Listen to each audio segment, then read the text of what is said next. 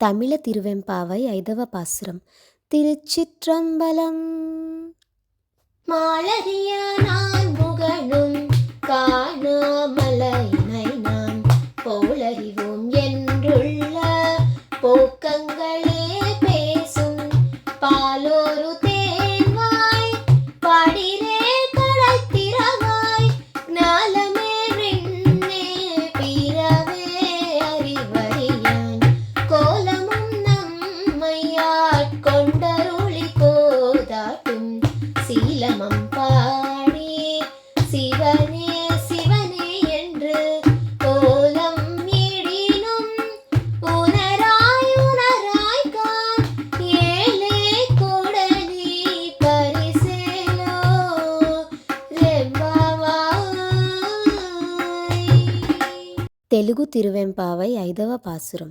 శ్రీహరి సృష్టికర్త ఎరుగలేని దివ్యమూర్తిని ధృతితో ఏ రీతి నాకెరుకని వంచేవే పాలు తేనెలొలికించేవు నీ ద్వారం దాటిరావా 14 లోకాలకే శివునెరుగుట కష్టమాయే శివుని దరికి చేరితే పాపరాశి భస్మమగునుగా విశ్వాసముతో శివ శివయని పాడగా ఒత్తైన కూరులతో మెత్తనైన పాన్పుపై పవళించి ఉన్నావని రీతి నెన్నడు మెచ్చన్న.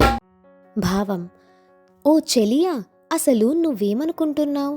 బ్రహ్మ విష్ణువుల సైతం తెలుసుకోలేని ఆ అరుణాచలేశ్వరుణ్ణి ఎంత ధృతితో అంటే ధైర్యంతో నాకు తెలుసని అందరినీ మోసగిస్తున్నావే. తీయగా పాలూరేలా తేనెకారేలా మాట్లాడుతుంటావు చెలి.